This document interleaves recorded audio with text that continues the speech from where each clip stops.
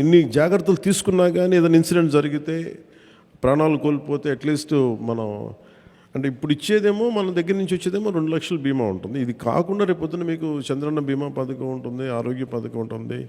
అవన్నీ మీకు almost 25 lakhs worth. అది మన హెల్త్ ఇన్సూరెన్స్ అదొకటి.